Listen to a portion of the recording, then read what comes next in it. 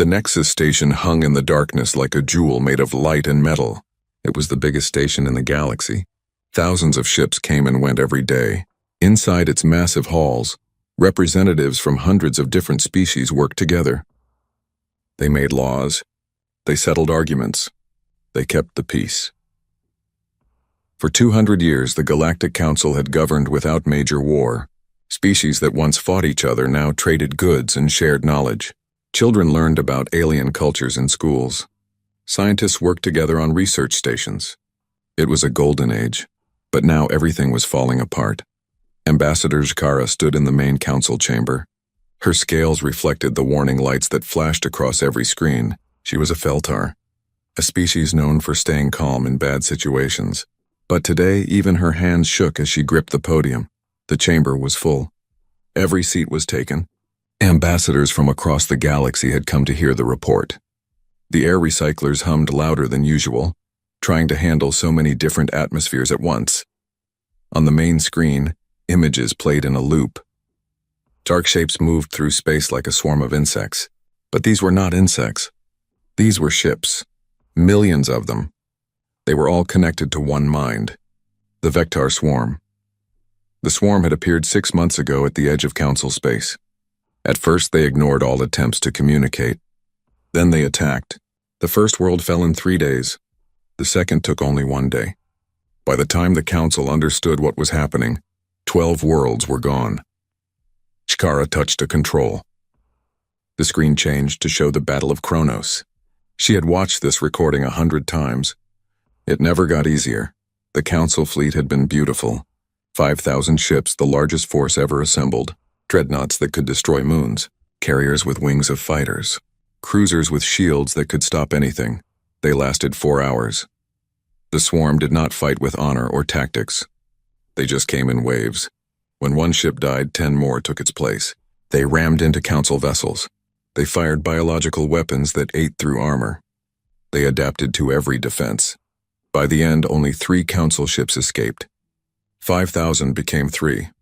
The chamber was silent when the recording ended. Shkara looked at the faces around her. She saw fear. She saw despair. Some species were already planning to abandon their Council worlds and flee to the Outer Rim. High Chancellor Vren stood up. He was old even for his species. His forearms moved slowly as he addressed the Council. "We have one option left," Vren said. His voice was quiet, but everyone heard him.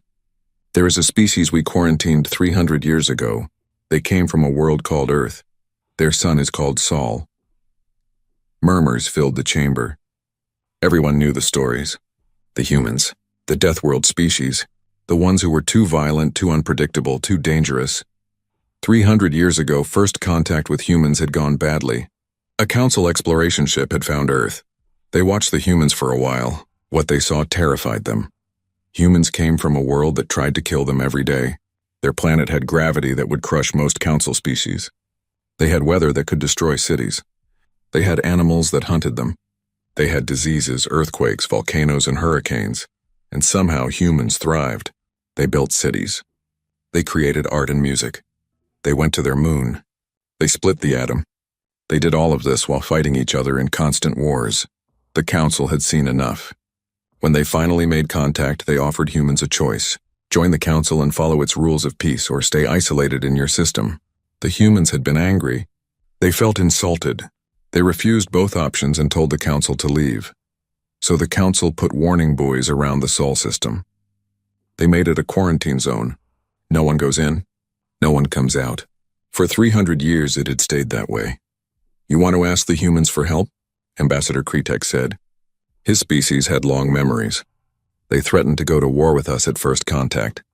They built weapons that could destroy their own world. "They are monsters." Vren nodded slowly. "Yes, they are dangerous, but the swarm is destroying us. We need someone who knows how to fight. Really fight. The humans do." The debate went on for hours. Some argued that asking humans for help was too risky. Others said doing nothing was worse. Some suggested running away and abandoning the core worlds. Others said they should fight to the last ship. Finally, they voted. It was close, but the decision was made. Someone would go to Earth and ask for help. Shkara had volunteered before anyone could stop her. She knew it was dangerous. The humans might kill her. They might refuse. They might have died out in 300 years of isolation, but someone had to try. Her ship was small and fast. It had no weapons, only communication equipment. She traveled alone. The journey to Seoul took 2 weeks. As she got closer, her sensors picked up the warning buoys. They were old but still working. The message played in every council language. Quarantine zone. Proceed at own risk. No assistance will be provided. Chikara took a deep breath and crossed the boundary. Immediately, her sensors went crazy. There were structures everywhere. Massive orbital platforms around every planet. Mining operations in the asteroid belt. Stations on moons. The Sol system was not empty. It was full of human activity. Then she saw Earth. The planet was surrounded by a ring of satellites and stations. There were so many that they formed a complete shell.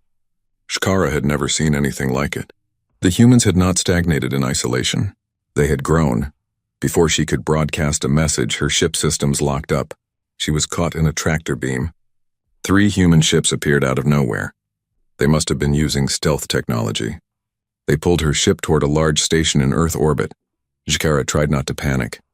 This was it. Either the humans would listen or her mission would end before it started. They brought her to a docking bay. Human soldiers in armor met her at the airlock. They were professional and careful. They scanned her for weapons and diseases. They did not hurt her, but they did not speak to her either. She was escorted through the station. Chikara tried to see everything. The humans walked with confidence. Their technology looked advanced. Everything was clean and organized. This was not a struggling, isolated species. This was a civilization that had prepared for something. They brought her to a large room with windows that looked out at Earth. A human woman waited there. She wore a uniform with symbols Chikara did not recognize. Behind her stood several other humans in military dress. Ambassador Chikara of the Galactic Council, the woman said in perfect council standard language. I am President Chen of the Terran United Government. You have entered our space without permission. Explain why we should not send you back immediately. Chikara straightened her posture. Madam President, the Galactic Council faces extinction. A species called the Vector Swarm is destroying our worlds. We have lost battles, fleets, and billions of lives. We come to ask for your help. President Chen did not change her expression. The same council that quarantined us? The same council that called us too dangerous to join? That council wants our help? Yes, Chikara said simply. She could not deny the truth. One of the military officers stepped forward. He was older, with gray hair and hard eyes. Show us the tactical data. Chikara uploaded the files. The humans watched the Battle of Kronos in silence. She saw their expressions change, surprise, then shock, then something that looked like anger. When the recording ended, the gray-haired officer spoke. Your fleet formations are 300 years out of date. Your tactics are predictable. Your commanders fought like they were in a parade, not a war. President Chen held up a hand. Admiral Katsuro is right, but that is not helpful right now. She looked at Chikara. You say billions have died. How many worlds remain? The swarm has taken 15 worlds. We have evacuated 20 more. If they break through the threshold line, they will reach our core worlds. We estimate we have weeks, maybe days. Chikara sounded broken. Please, we know we failed you 300 years ago. We know we were wrong, but innocent people are dying. Children are dying. The room was quiet for a long moment. President Chen looked at Admiral Katsuro. Something passed between them without words. We will discuss this, President Chen said. You will wait here. The humans left. Chikara was alone with her thoughts and the view of Earth below. The planet looked peaceful from up here. Blue and green and white. Beautiful. She wondered what decision the humans would make. Would they help their old enemies? Would they take revenge by doing nothing? Would they even care? Hours passed. Finally, President Chen returned. Admiral Katsuro was with her, along with a dozen other humans in uniform. We have debated this question, President Chen said. Some of my people want to leave you to face the swarm alone. They say you abandoned us when we needed guidance. They say this is justice. Chikara felt her heart sink. But, President Chen continued, we are not a species that watches innocent people die when we can help. We will send a fleet. However, we do this on our terms. Your council does not command us. We fight our way. Do you understand? Relief flooded through Chikara. Yes, I understand. Thank you. Admiral Katsuro smiled, but it was not a friendly smile. It was the smile of a predator. Ambassador, you are about to see what humans have been doing for 300 years. We have been preparing. Not for you, not for the Council. For the galaxy itself. We knew eventually someone would need us to do what we do best, and what is that? Shkara asked. We fight, Admiral Katsuro said. We survive. And we protect those who cannot protect themselves. Even if they once called us monsters? The human fleet assembled in the darkness beyond Mars. Shkara watched from the observation deck of Geneva Station. She had never seen so many warships in one place. 500 vessels. Each one looked different from the others. Some were long and sleek like spears. Others were thick and heavy like hammers. Their hulls were dark gray, almost black. They did not shine or reflect light. They absorbed it. These ships were built for one purpose. Shkara had spent 3 days with the humans. They treated her well, but kept their distance. She was a guest, not a friend. She understood. Trust had to be earned. During those days, she learned about what humans called the Terran United Government. After the Council had quarantined them, the human nations finally united. They stopped fighting each other. They pooled their resources. They focused on one goal: survive and grow stronger. They built colonies on Mars and the moons of Jupiter. They mined asteroids. They created massive shipyards in the outer system. And they built a fleet, not just any fleet, a war fleet that could defend Earth from any threat, because the humans knew something the Council had forgotten. The galaxy was dangerous. Peace was temporary. Sooner or later, something would come that wanted to destroy you, and when that happened, you needed to be ready to fight back. President Chen found Shkara at the observation window. She stood beside the ambassador in silence for a moment. They are magnificent, are they not? Chen said. Every one of those ships represents years of work. Thousands of people designed them. Millions built them. And now we send them to fight for people who once rejected us. Shkara turned to face the president. Why? Why help us after what we did? Chen smiled sadly. Because we remember what it is like to be afraid and alone. Because we know what it means to face extinction. And because despite everything, we still believe that life is worth protecting. All life. Even the lives of those who wronged us. You could have refused, Shkara said. Yes, and many humans wanted us to refuse. But that would make us no better than the swarm. We would be allowing genocide through inaction. Humans have made many mistakes in our history, Ambassador. We have fought terrible wars. We have committed terrible crimes against each other. But we learned, we grew. And one thing we learned is this. When innocent people are dying and you have the power to help, you help. It is that simple. Shkara felt tears in her eyes. She had 4 eyes, so that was twice as many tears as a human. I wish the Council had understood that 300 years ago. Perhaps they will understand it now, Chen said.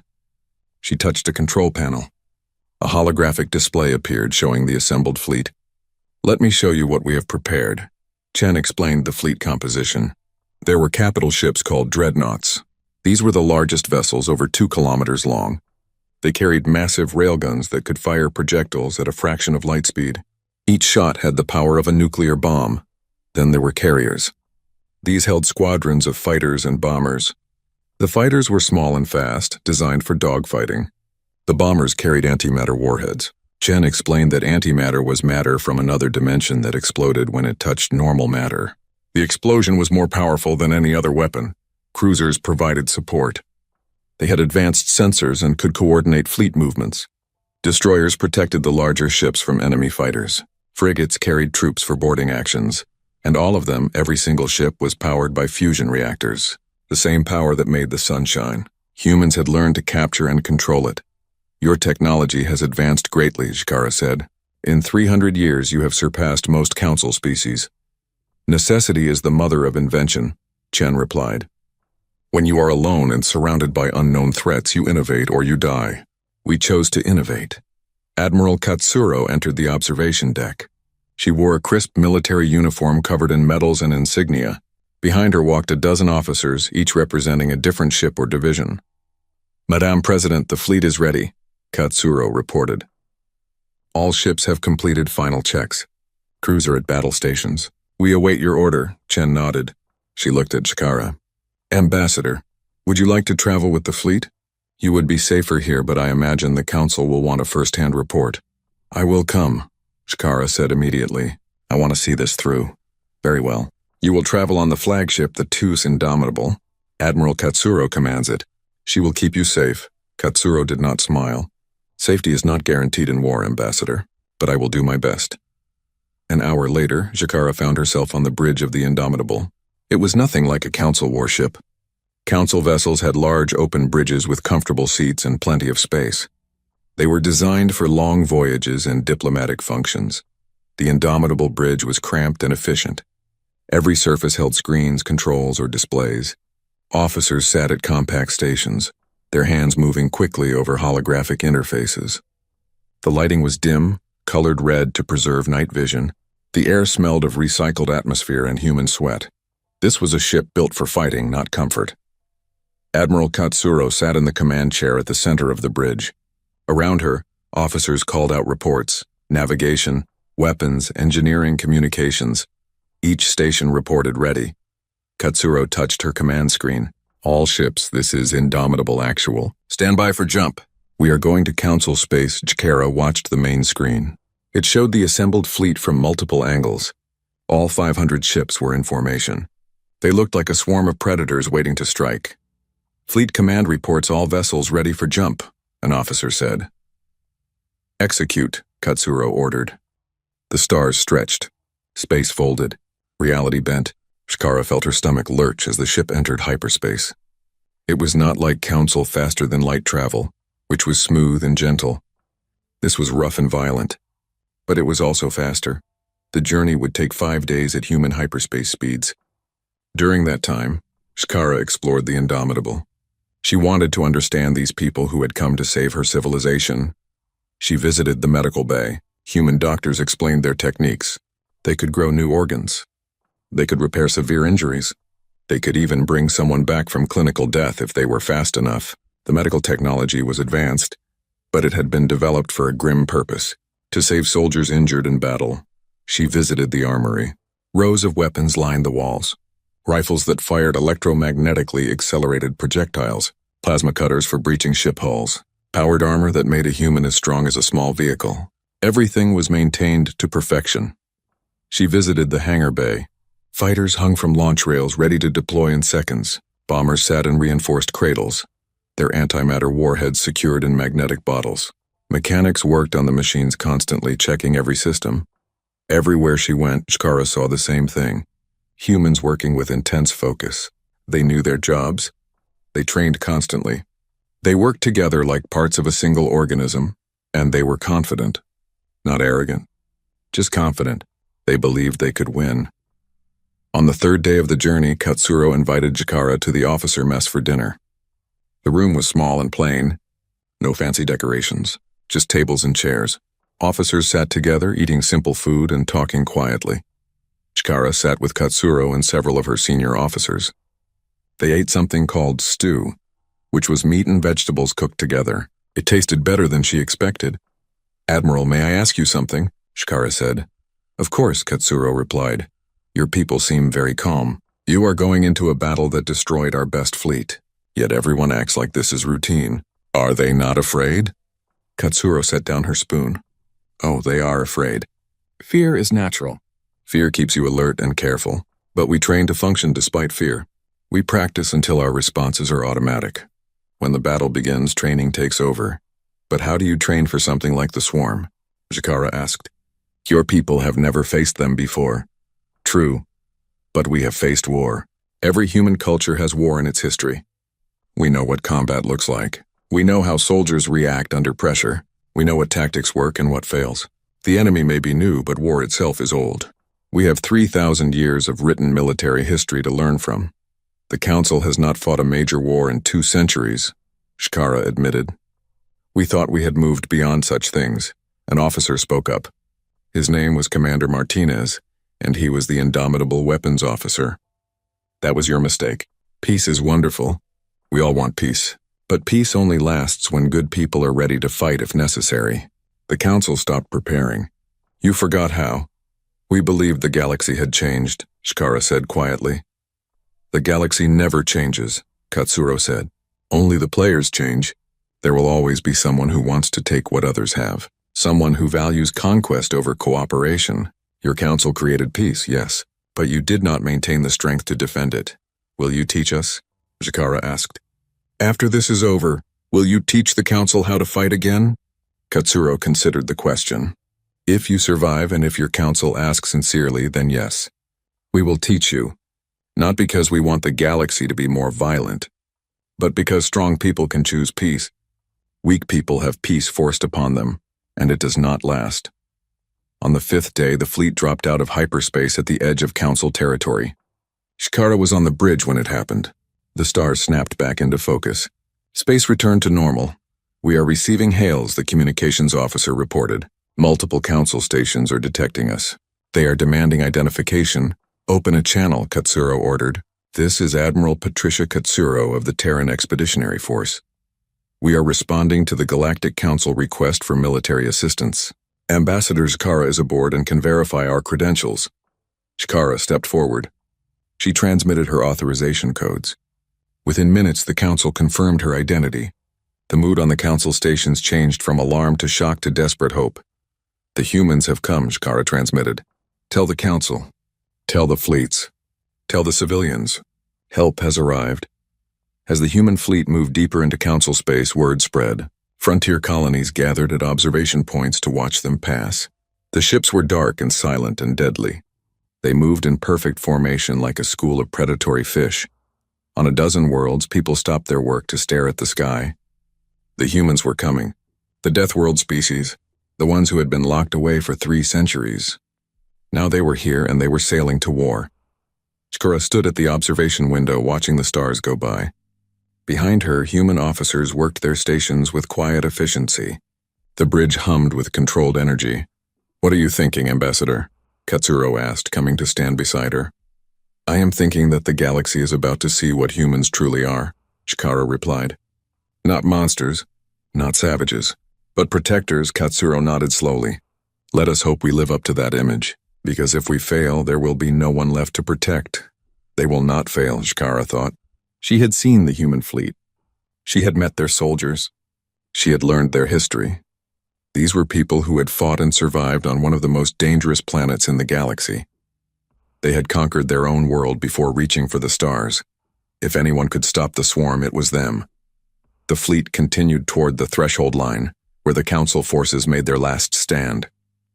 Every day, reports came in. The swarm was massing. More bioships arrived from the darkness. They were preparing for their final assault. Admiral Katsuro reviewed the tactical data with her officers. She studied the swarm movements. She analyzed their attack patterns. She looked for weaknesses, and she found them.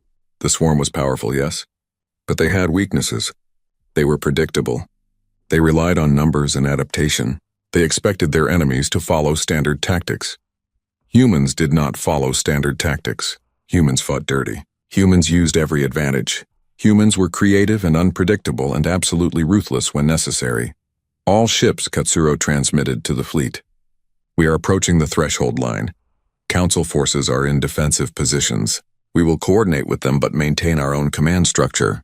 Remember your training. Trust your crew. And show the galaxy what the Terran fleet can do. 500 ships acknowledged the order. 500 captains prepared their vessels for battle. 500 crews stood ready at their stations. The human fleet arrived at the threshold line. The sight that greeted them was sobering. The Council forces looked battered and desperate.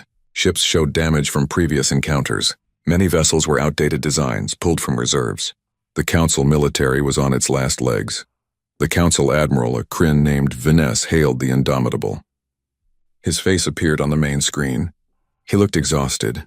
Admiral Katsuro, I am Admiral Venus of the Council Defense Fleet. We are grateful for your arrival. Will you accept tactical command? Katsuro shook her head. Negative, Admiral. We will coordinate with you, but we operate under our own command. Our tactics may seem unusual to you. Trust us and stay out of our way. We know what we are doing. Ness looked uncertain, but he nodded. Very well. The swarm is expected to attack within hours. They have gathered 10,000 bioships for their final push. Our intelligence suggests they will strike at our weak points and overwhelm us with numbers. Standard hive mind tactics, Katsuro observed. They will adapt to your defenses and press their advantage. They expect you to retreat. What do you expect us to do? Finesse asked. Survive, Katsuro said. We will handle the rest. The human fleet took up position, but not behind the council lines. They moved forward, placing themselves between the council forces and the expected swarm approach vector. Chikara watched the tactical display with growing concern. The humans were making themselves the primary target. They were inviting the swarm to attack them first. Admiral, is this wise? She asked. Katsuro smiled that predator smile again. Ambassador, you asked why we are confident. You are about to find out. The swarm has never fought humans before. They do not know what we can do. That is our advantage. Surprise. On the sensors, new contacts appeared. Thousands of them. The swarm had arrived, and the human fleet stood ready to meet them. The swarm came like a living tide of darkness. 10,000 bioships moved as one organism, flowing through space in patterns that seemed almost beautiful. Each ship was grown, not built. They were creatures of chitin and sinew, powered by biological processes humans could barely understand. On the bridge of the Indomitable, Admiral Katsuro watched them approach. Her face showed no emotion. Around her, officers called out reports in calm, professional voices. Swarm contact confirmed. 10,316 individual vessels detected. Estimate time to weapons range, 12 minutes. Council fleet is moving to defensive formation. Katsuro nodded. She touched her command screen. All ships hold formation. Do not engage until my mark. Weapons free on my command only. Chikara stood at the back of the bridge trying to stay out of the way. Her hearts were beating fast. She had watched the Battle of Kronos recording. She knew what the swarm could do. And now she was about to see it in person. The swarm ships grew larger on the main screen. They moved in waves, each wave supporting the others. It was like watching a swarm of insects, but each insect was the size of a building. Some were sleek and fast. Others were massive and heavily armored. All of them had weapons growing from their hulls like thorns. Admiral Finesse hailed from the Council flagship. Admiral Katsuro, they are about to enter optimal firing range.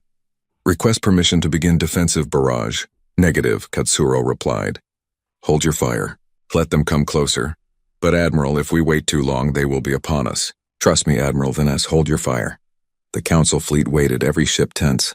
Their captains did not understand human tactics. This went against all their training. You were supposed to engage at maximum range. You were supposed to use your shields and firepower to keep the enemy at a distance. But the humans just waited. The swarm crossed into weapons range. Still, the human fleet did not fire. The swarm came closer. The bioships began to accelerate, preparing to ram into the human lines. On the Indomitable bridge, the weapons officer called out, Target lock achieved on priority targets. Railguns charged and ready. Missile batteries loaded. Katsuro leaned forward in her command chair. All ships.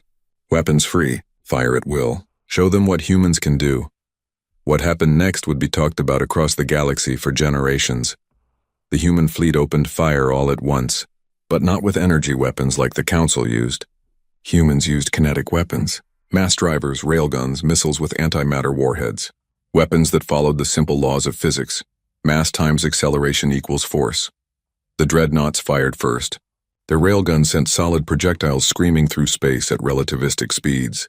Each projectile was just a rod of dense metal, but it was moving so fast that when it hit a swarm bioship, the impact released energy equivalent to a nuclear explosion. The front line of the swarm simply ceased to exist. Hundreds of bioships were torn apart in seconds. The projectiles punched through their organic armor like it was paper. The impacts created fireballs that lit up the darkness of space. Then the missile batteries fired. Thousands of missiles streaked across the void. They were not guided by simple computers. Each missile had a limited artificial intelligence. They could think. They could adapt. They could coordinate with each other. The swarm tried to intercept them. Bioships fired organic projectiles and acid sprays, but the missiles split apart into smaller submunitions. They changed course randomly. They used evasive patterns, and when they hit their targets, the antimatter warheads detonated. Matter met antimatter. The resulting explosions were blinding. Each one released more energy than a star produced in a year. Entire clusters of swarm bioships vanished in flashes of light so bright that the Indomitable sensors had to compensate to prevent damage. The Council fleet watched in stunned silence. In the first 30 seconds of combat, The human fleet had destroyed over 1,000 swarm vessels. The Council fleet had never achieved anything close to that in hours of fighting, but the swarm was not finished. The hive mind adapted. The bioships began to spread out. They stopped moving in tight formations. They used evasive maneuvers. They fired back at the human ships. Organic projectiles and biological weapons streamed toward the human fleet. These were the weapons that had eaten through Council shields and armor. Acid that could dissolve metal, spores that could infect ship systems, living missiles that could burrow into hulls. The human ships did not have shields like Council vessels.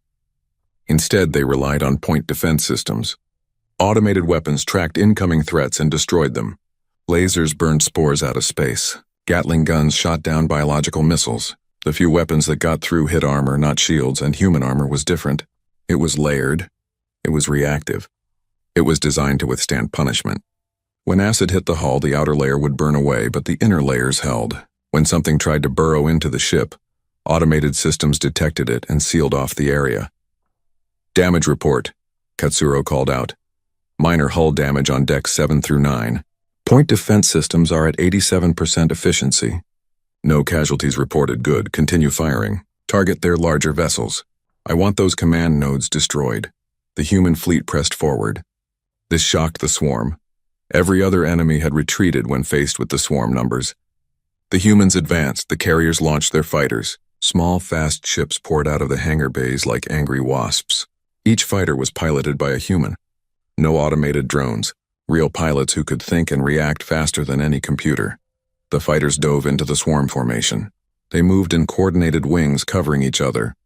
When a fighter was in danger, its wingman was there to help. They communicated constantly, sharing target data and tactical information. The swarm bioships tried to swat them down. But human pilots were trained for this. They had practiced dogfighting for years. They knew how to use their ships. They knew when to attack and when to evade. They trusted each other completely.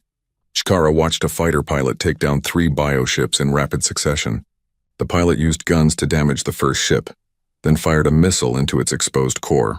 While that ship was dying, the pilot rolled and fired on a second ship, hitting its propulsion organs. The third ship tried to ram the fighter, but the pilot simply accelerated away and let her wingman finish it with a torpedo. It was like watching a dance. A deadly, precise, beautiful dance. The bombers came next. These were larger than fighters and carried heavier weapons. They moved in formations protected by fighter escorts. Their targets were the big bioships, the ones that served as command nodes for the hive mind. Each bomber carried antimatter torpedoes. These were larger than the missiles and had more powerful warheads. When they detonated, they could destroy even the biggest swarm vessels. The bombers made their runs. Fighters cleared a path. The bombers released their torpedoes. The weapons streaked toward their targets. The swarm tried to intercept them, but human fighters kept the bioships busy. The torpedoes struck home. The command node bioships exploded in cascading detonations. Each one that died caused confusion in the swarm. The hive mind needed those nodes to coordinate. Without them, the swarm became less organized. Admiral Vaness hailed the Indomitable again. His face showed pure amazement. Admiral Katsuro, your tactics are incredible. The swarm is in disarray. Request permission to join the assault. Negative, Venus. Hold your position. Protect our flanks. We will break their center, but we need you to guard against any swarm ships that try to go around us. Understood. Council fleet will hold the line. Katsuro turned to her tactical officer. Status of the fleet? All capital ships operational. Minor damage across the fleet, nothing critical. We have lost 14 fighters and 3 bombers. The swarm has lost approximately 42% of its initial forces. 42% in 20 minutes. Shkara could barely believe it. The Council fleet had fought for hours and barely scratched the swarm. The humans had cut through them like a knife. But the swarm was learning. That was what made them so dangerous. They adapted. Already Shkara could see changes in their tactics. They were spreading out more. They were focusing fire on individual human ships. They were trying to isolate and overwhelm targets. One of the human destroyers took concentrated fire from a dozen bioships. Its point defense systems were overwhelmed. Biological weapons hit the hull. The armor began to fail. Destroyer Valiant is reporting critical damage, the communications officer called out. Vector cruisers to support Valiant. Katsuro ordered. Have them provide covering fire while Valiant pulls back for repairs. 2 cruisers immediately changed course. They positioned themselves between the destroyer and the swarm. Their weapons lit up the darkness as they fired on any bioship that got close. The destroyer managed to retreat behind the main line. This was another difference between human and council tactics. Humans protected each other. Council ships fought as individuals. Human ships fought as a pack. When one was in danger, others came to help. They covered each other. They supported each other. They fought as a single unit. The swarm could not adapt to this. They were used to enemies that broke and ran when hurt. They were used to isolated targets they could swarm and destroy. But the humans never gave them an isolated target. The humans never ran. Katsuro watched the tactical display. The swarm was still dangerous. They still had thousands of bioships. But their coordination was breaking down. The loss of command nodes was hurting them. They were becoming less efficient. All ships, Katsuro transmitted. Execute Wolfpack Alpha. Divide into squadron groups. Hunt the remaining command nodes. Show no mercy. The human fleet split apart. The massive formation became dozens of smaller groups. Each group had a mix of ship types. A dreadnought or cruiser for firepower, destroyers for protection, and fighters for scouting. These groups spread out through the battlefield. They hunted. They found swarm command nodes and destroyed them. They worked together perfectly, each captain knowing what the others needed without being told. It was chaos, but it was controlled chaos. The kind of chaos that came from highly trained professionals who trusted each other completely. The swarm tried to respond. They concentrated their forces. They tried to overwhelm individual squadron groups, but the humans were too fast. When the swarm concentrated on one group, that group would retreat while others attacked the swarm flanks. When the swarm tried to split up, the human groups would concentrate and destroy the isolated bioships. The battle raged for another hour. Slowly, steadily, the human fleet ground down the swarm. Each command node destroyed made the swarm weaker. Each bioship killed reduced their numbers. And then came the killing blow. Admiral Katsuro had been studying the swarm the entire battle. She noticed that some of the large bioships were different. They did not fight as aggressively. They stayed near the center of the formation. They seemed to be coordinating the others. Those were the primary nodes. The central intelligence of the swarm. Kill those and the entire hive mind would collapse. All ships, Katsuro transmitted. I am uploading priority targets to your systems. Squadron groups 1 through 5 form on the Indomitable. We are going for the heart of the beast. The Indomitable and 4 other squadron groups formed a spearhead. They accelerated toward the center of the swarm formation. Thousands of bioships stood between them and the primary nodes. It did not matter. The human ships punched through. Railguns fired continuously. Missiles flew in waves. Fighters cleared the path. Nothing could stop them. The Indomitable itself led the charge. Its massive railguns tore through anything in front of it. Its armor shrugged off hits that would have destroyed lesser ships. It was a dreadnought, built for line-breaking assaults. Shikara held onto a support rail as the ship shook from impacts. Alarms blared. Officers called out damage reports. But Admiral Katsuro never wavered. She stared at the main screen, watching the distance to the primary nodes decrease. We are almost there, the tactical officer called out. 3,000 meters to primary node cluster. Load special weapons, Katsuro ordered. Antimatter charges. Set for proximity detonation. Charges loaded and armed. Ready to fire on your command. The Indomitable closed the distance. 2,000 meters. 1,000. 500 fire! The antimatter charges launched. They were not missiles. They were bombs. Giant weapons that had only one purpose. Maximum destruction. The charges detonated directly among the primary node bioships. The explosions were massive. Matter and antimatter annihilated each other, creating pure energy. The primary nodes were vaporized instantly. The other bioships near them were torn apart by the blast wave. And then, suddenly, the swarm stopped fighting. All across the battlefield, bioships went still. They drifted in space, their weapons silent. The hive mind was gone. Without the primary nodes to coordinate them, the individual ships were just mindless organisms. The human fleet stopped firing. For a moment, there was silence. On every bridge, crews looked at their screens in disbelief. It was over. Cease fire, Katsuro ordered. All ships, cease fire. The swarm is dead. On the bridge of the Indomitable, nobody moved. They had just won a battle that should have been impossible. They had destroyed a threat that had wiped out Council fleets, and they had done it in just under 2 hours. Shikara stood in stunned silence. Around her, human officers began to breathe again. Some smiled. Others hugged. A few cried quiet tears of relief. "Final damage report," Admiral, an officer said. 21 ships destroyed, 43 ships with major damage. Total casualties estimated at 3,000. "The swarm has been completely neutralized." Katsuro nodded slowly. She looked tired suddenly, as if all her energy had drained away. "Record our losses. Prepare casualty reports. Begin search and rescue operations for any survivors in the destroyed ships." She turned to Shikara. "Ambassador, please inform the Council. The swarm is dead. Your worlds are safe." Shikara tried to speak but could not find words. She had 4 eyes and all 4 were crying now. After a moment she managed to say, "Thank you. Thank you for saving us." Katsuro stood and walked to the observation window.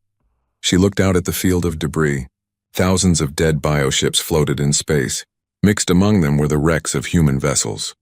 Ships that would never return home. Crews who had given their lives for a species that had once rejected them. "We did not do this for gratitude," Katsuro said quietly. "We did this because it was right. Because life is precious, all life, even the life of those who wronged us. That is what makes us human." She turned to face Shikara. "Now comes the hard part, Ambassador. Now we must convince the galaxy that humans are not monsters to be feared. We are allies to be trusted. Do you think your council will listen?" Shikara looked at the human officers around her. She thought of the pilots who had fought so bravely. She thought of the 3,000 humans who had died to save her people. After this, how could the galaxy not listen? "They will listen," she said. "They will listen." For 30 seconds, every communication channel in Council space went silent.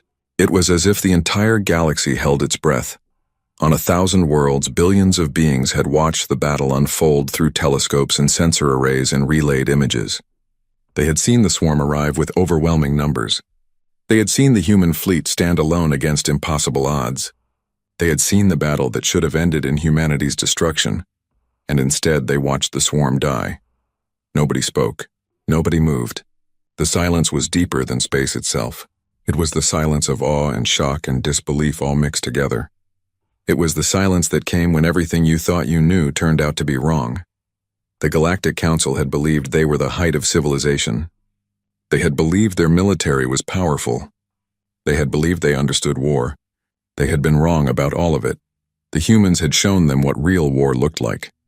Not the careful, measured conflicts the Council remembered from centuries past. Real war, brutal, efficient, absolute. And when it was over, the humans had not gloated. They had not celebrated. They had immediately begun rescue operations. They searched for survivors among the wreckage. They offered medical aid to damaged Council ships. They showed more care for the wounded than joy for their victory.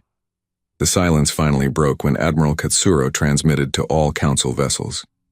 "This is Admiral Katsuro of the Terran Expeditionary Force. The swarm threat has been neutralized.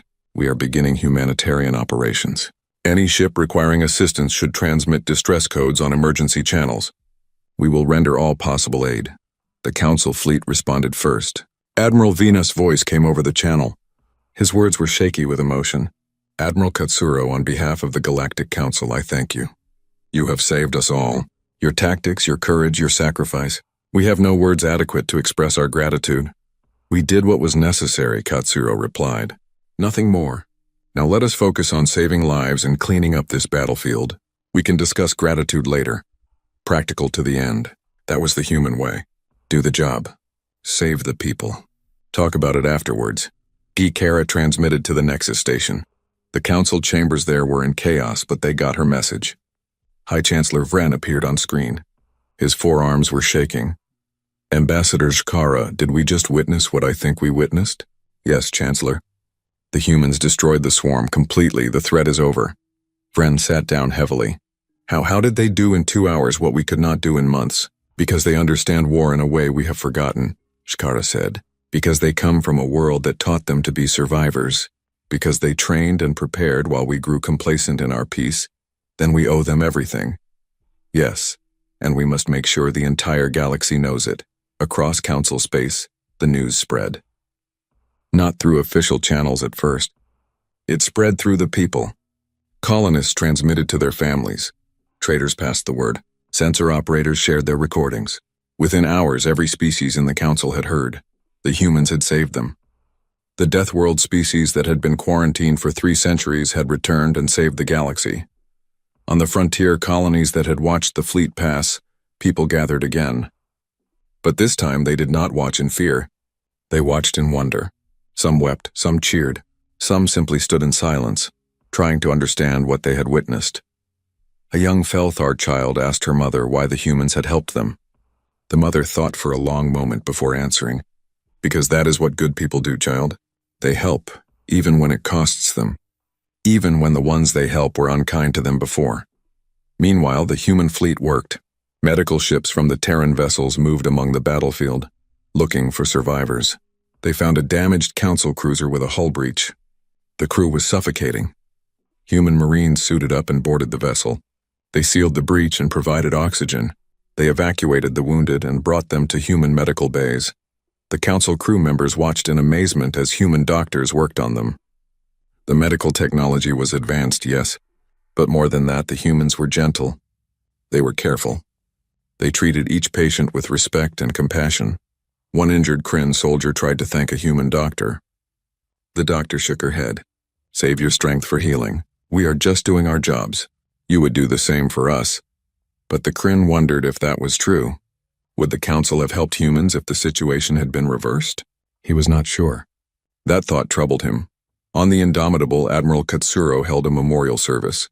She gathered her crew in the main hangar bay. The bay was large enough to hold most of the ship's personnel.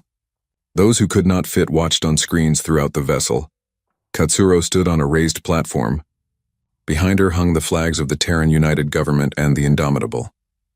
She wore her full dress uniform. Her face was solemn. Today we honor those who gave their lives in defense of the innocent, she said. Her voice carried through the bay without amplification. 3,072 brave souls went into battle knowing they might not return. They faced the swarm without hesitation. They did their duty to the very end. She read the names. All 3,072 of them. It took nearly an hour. The crew stood at attention the entire time. When Katsuro finished, she saluted. The crew saluted. Then they stood in silence for 60 seconds. Chikara watched from the side. She had seen council memorials before. They were formal and brief. This was different. The humans took their time. They honored each individual. They made sure everyone was remembered. After the service, Katsuro approached Chikara. The ambassador, I must be honest with you. Many of my people did not want to come.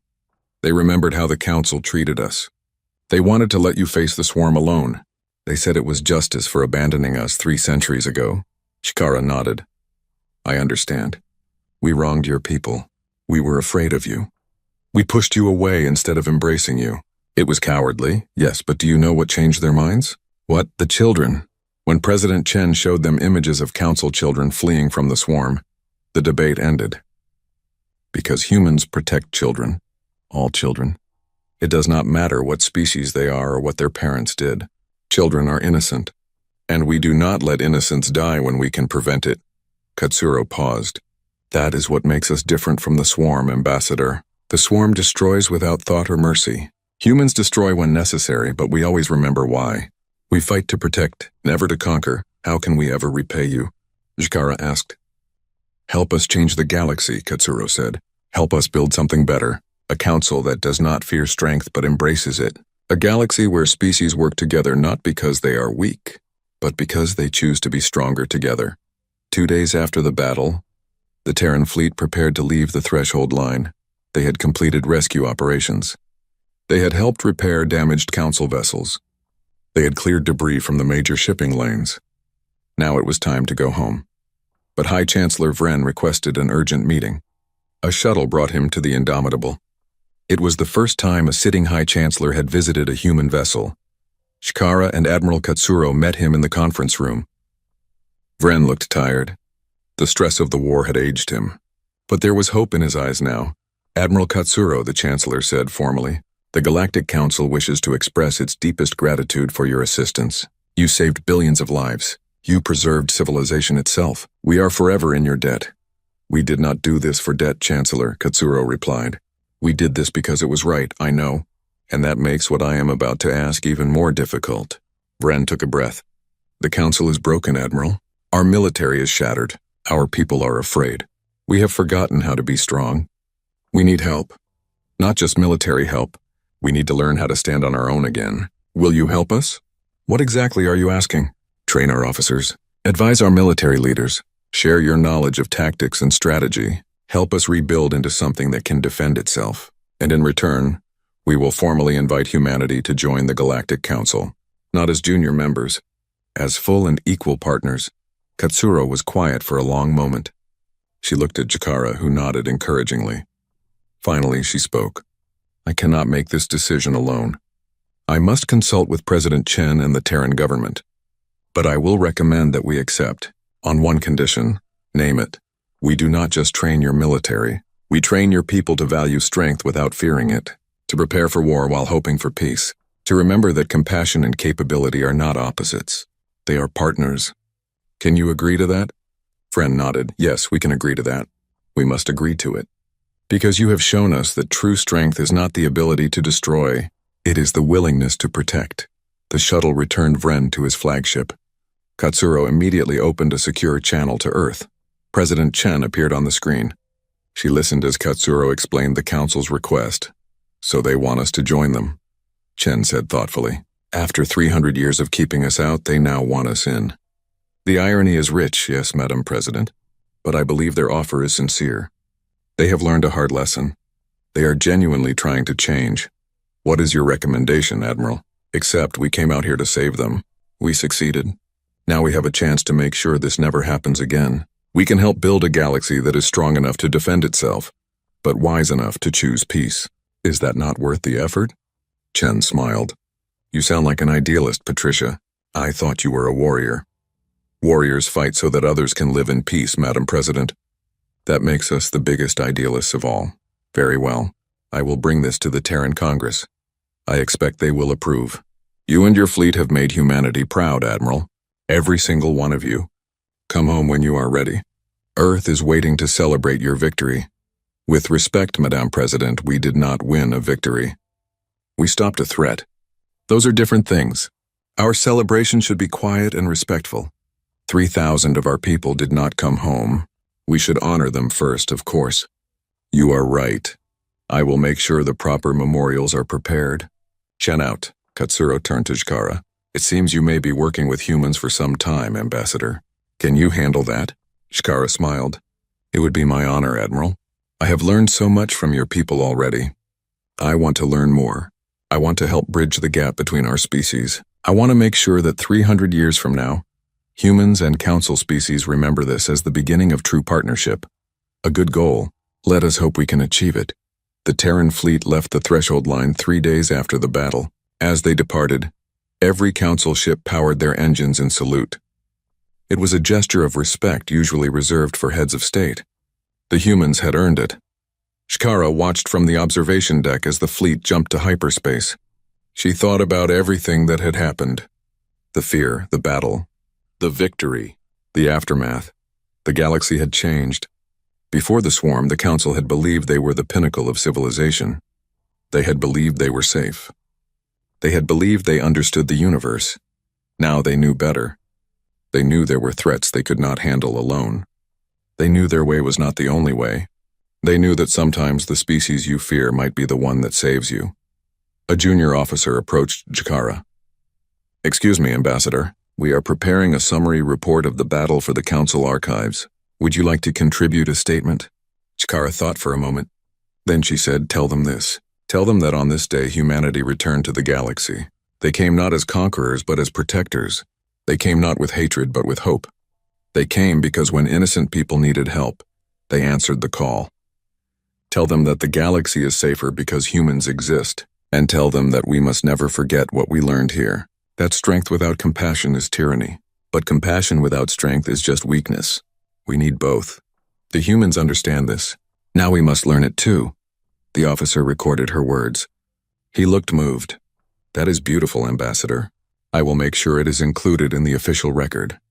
When he left, Chikara returned to looking out at the stars. Somewhere out there, the human fleet was heading home. Somewhere out there, the Council was beginning to rebuild. And somewhere out there, other threats might be waiting.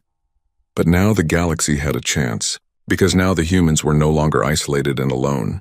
They were part of the galactic community. They brought with them their strength, their courage, their technology, and most importantly, their values. The values that said life was precious. That the strong should protect the weak. That you fought when necessary but never forgot your humanity. Chikara smiled. The silence that had swept the cosmos when the swarm fell had been the sound of the galaxy realizing it had been wrong. Wrong about humans, wrong about strength, wrong about what truly mattered. That silence had been broken by the sound of hope, and hope was the most powerful force in the universe. She turned from the window and headed toward her quarters. There was work to do, reports to write, proposals to draft, plans to make. The hard work of building a new future was just beginning, but for the first time in months, Chikara felt truly optimistic. The galaxy had faced darkness and survived. With the humans as allies, they could face whatever came next, together. 6 months after the Battle of Threshold, President Chen stood before the Galactic Council Assembly. It was the first time a human leader had entered these chambers in 300 years. The room was enormous. Seats for representatives from hundreds of species rose in curved tiers. Every seat was full. Every eye was on her. Chen wore a simple suit, not a military uniform. She wanted the council to see her as a leader, not a warrior. Behind her stood Admiral Katsuro and Ambassador Chikara. They were her witnesses and her supporters. The chamber was silent. High Chancellor Vren sat in the central position. He looked healthier now. The war was over. His people were recovering. But there was still uncertainty in his eyes. President Chen of the Terran United Government, Vren said formally. You stand before the Galactic Council at our invitation. We have asked you here to discuss the future. The future of humanity. The future of the Council. The future of us all. Chen stepped forward to the speaker podium. She looked around the chamber, making eye contact with as many representatives as possible. Then she began to speak. 300 years ago, humanity made first contact with your council. We were young. We were violent. We were dangerous, and you were afraid of us. You had good reason to be afraid. We came from a world that taught us to be survivors at any cost. We had wars. We had weapons that could destroy our own planet. We were not ready to join your peaceful civilization. She paused. So you quarantined us. You locked us away and told us to stay in our system. You hoped we would either destroy ourselves or mature into something less threatening. Many of my people were angry. Some wanted war. But our leaders made a different choice. We chose to prove you wrong. Not with weapons, not with threats, but by becoming the people you wished we were. Chen looked at Vren. We spent 300 years building a better humanity. We united our world. We stopped our wars. We explored our system. We advanced our technology. We prepared for the day when the galaxy might need us.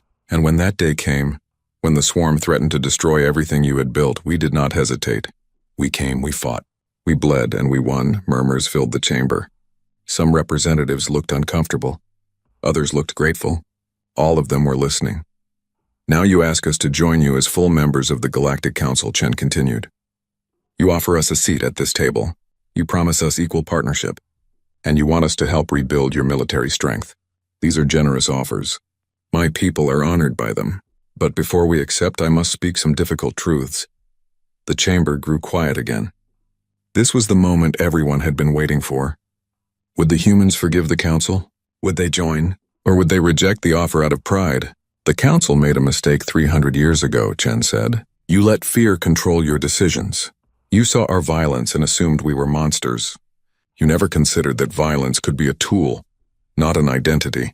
That warriors could also be protectors. That strength could serve peace instead of opposing it. But you were not entirely wrong. Humanity was dangerous. We did need to change. Your quarantine, though it hurt us, gave us time to grow, time to become better, time to prove to ourselves that we could be more than our worst impulses. Chen's voice grew stronger. So I do not come here to demand apologies. I do not come to make you feel guilty. I come to offer partnership. Real partnership, based on mutual respect and shared goals. We will join your council. We will help you rebuild. We will share our knowledge and our strength. But in return, we ask for 3 things. She held up one finger. First, never quarantine another species out of fear again. If you encounter a dangerous species, engage with them, guide them, help them grow. Do not lock them away and hope they disappear. Fear creates enemies. Understanding creates allies. Second finger. Second, never let your military fall into weakness again. Peace is precious. But peace without strength is just an invitation for someone like the swarm to take everything you have. Stay strong. Stay vigilant. Stay ready. Not because you want war, but because you want peace to last. Third finger. Third, remember what you learned from this crisis. Remember that different species have different strengths. Remember that the warriors you fear today might be the heroes who save you tomorrow. Remember that diversity is not just about culture and art. It is also about capabilities and perspectives. The galaxy needs builders and thinkers and artists, but it also needs fighters and defenders and those willing to stand in the darkness so others can live in the light. Chen lowered her hand. These are our conditions. Accept them, and humanity will stand with you. Reject them, and we will return to Sol and leave you to your own path. The choice is yours. She stepped back from the podium. The chamber erupted in discussion. Representatives spoke to each other in dozens of languages. Some looked excited. Some looked worried. All of them were thinking hard about what Chen had said. High Chancellor Vren stood. He raised his forearms for silence. The chamber quieted. May we have a moment to discuss among ourselves, President Chen? Of course. Take all the time you need. Chen returned to her position beside Katsuro and Chikara. The Admiral leaned close. That was a strong speech. They either love you or they hate you right now. Nothing in between. Good, Chen replied. I am tired of speeches that say nothing. They needed to hear the truth. Now we will see if they can handle it. The council representatives debated for an hour. Chikara watched them carefully. She knew most of these people.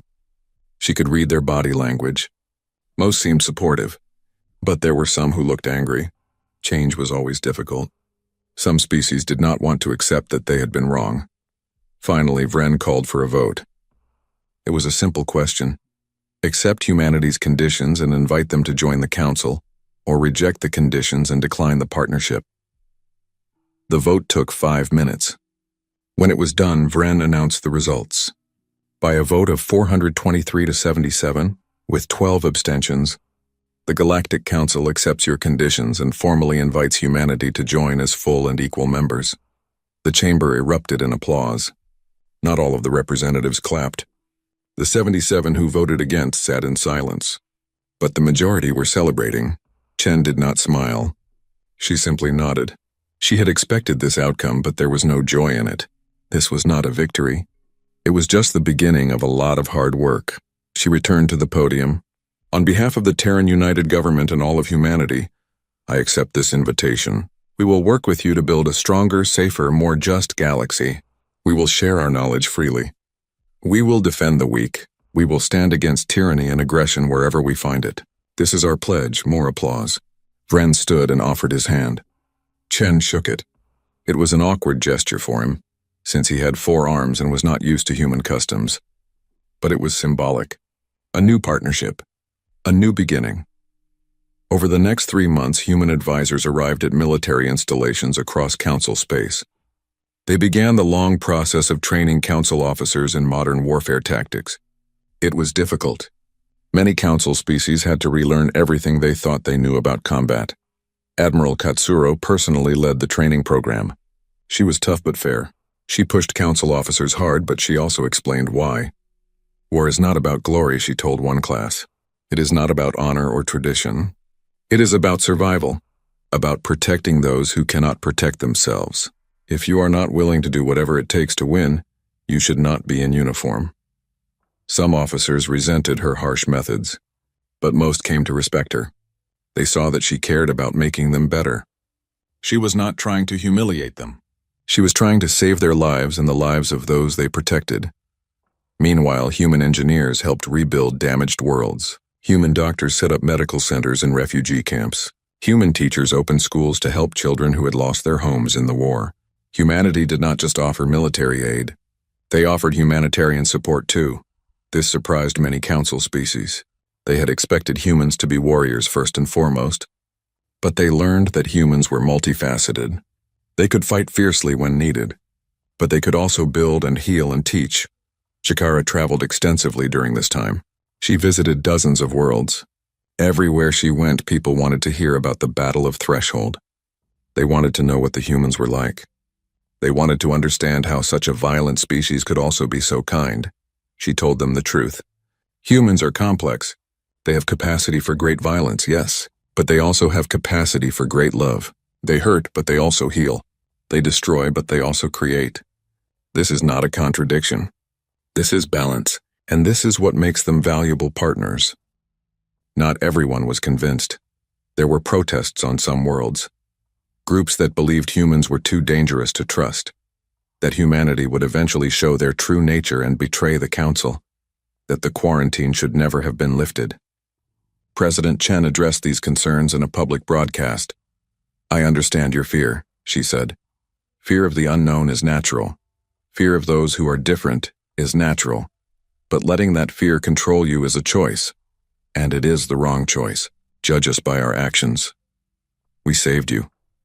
We are helping you rebuild. We ask nothing in return except partnership and respect. What more can we do to prove ourselves?" Time was the answer. As months became a year, and a year became 2 years, humans proved themselves again and again. They kept their promises. They shared their technology. They defended Council worlds from pirates and raiders. They worked alongside other species as equals.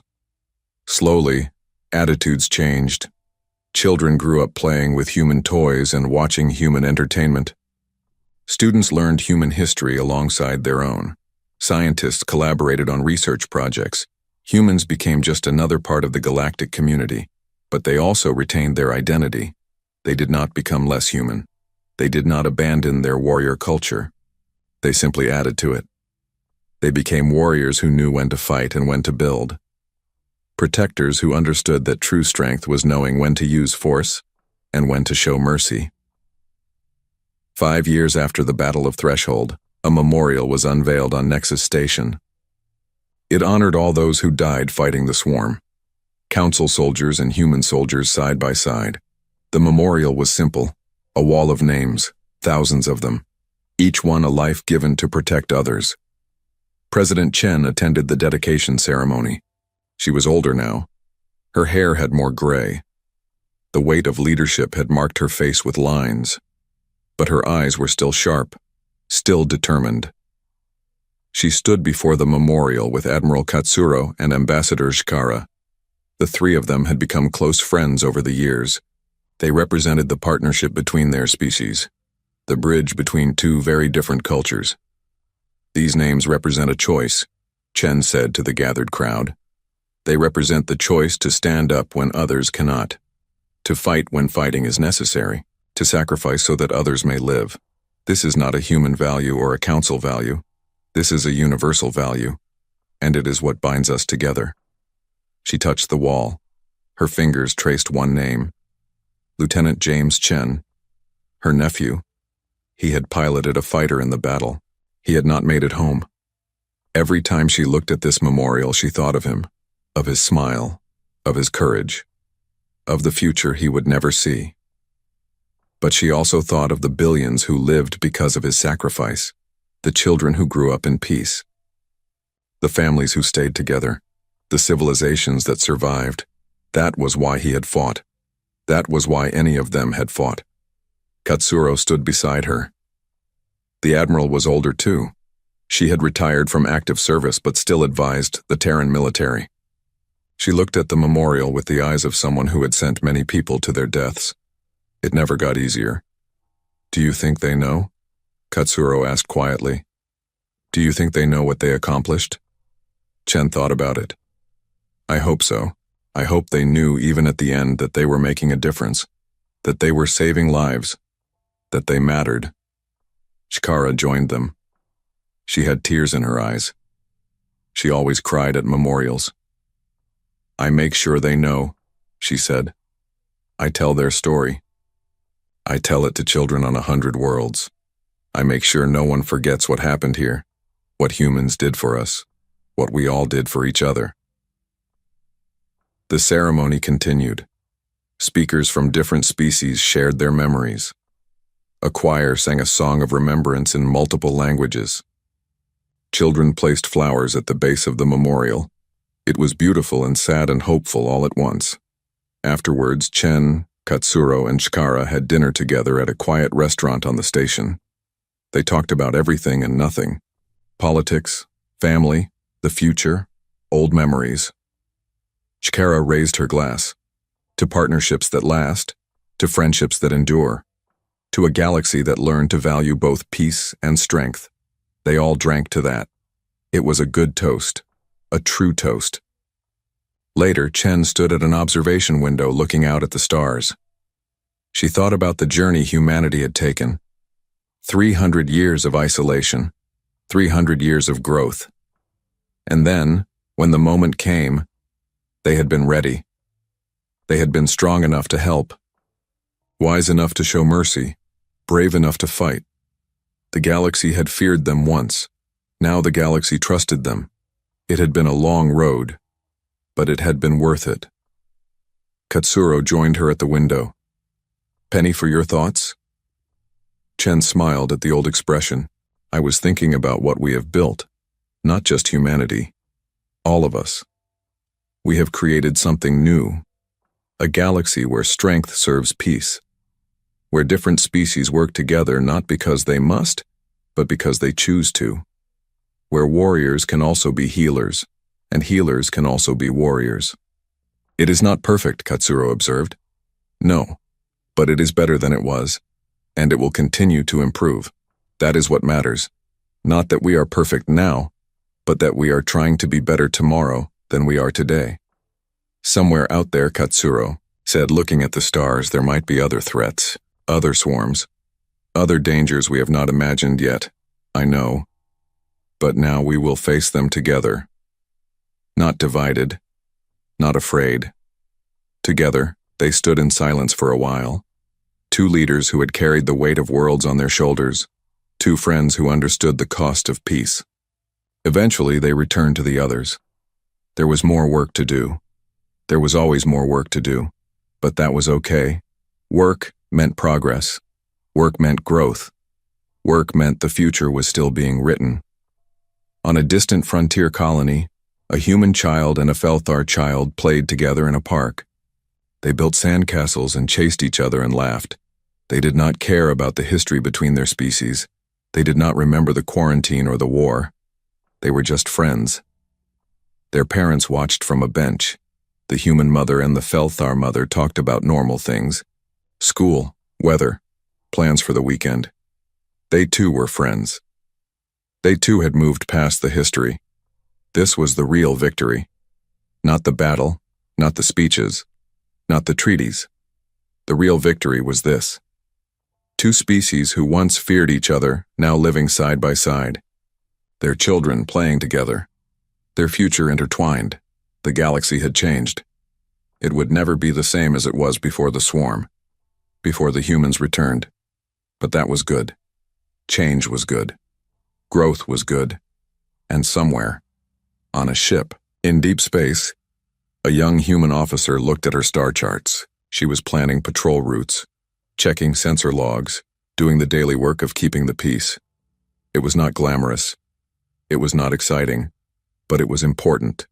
Because peace required constant vigilance, freedom required eternal protection, and hope required people willing to stand guard in the darkness so others could live in the light.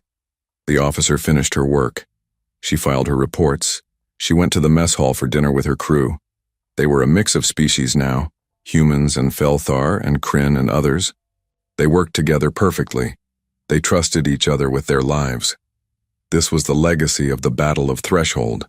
Not just that humanity had saved the Council, but that both sides had learned to trust, to work together, to be stronger together than they ever could have been apart. The Terran fleet had arrived when the galaxy needed them most, and in arriving they had changed everything. They had shown that strength and compassion were not opposites, that warriors could be protectors, that the species you feared could become the friends you cherished. Time had stood still when the swarm fell. The galaxy had held its breath, and in that silence, everything changed. Now, years later, The galaxy breathed freely. Children laughed, families grew, civilizations flourished. The future was bright. And if another threat came, the galaxy would be ready, because they had learned the most important lesson of all. They had learned that together there was nothing they could not face, no enemy they could not defeat, no challenge they could not overcome. The humans had taught them that, not through conquest, not through domination, but through sacrifice, through courage, through the simple act of standing up when others could not. That was humanity's gift to the galaxy, and the galaxy would never forget it. The stars shone bright. The future beckoned. And across 1,000 worlds, beings of 100 species looked up at the sky and felt safe, because they knew. If darkness came again, the humans would be there. And beside the humans would stand all the species of the Council. United, strong, ready. This was not the end of the story, it was just the beginning.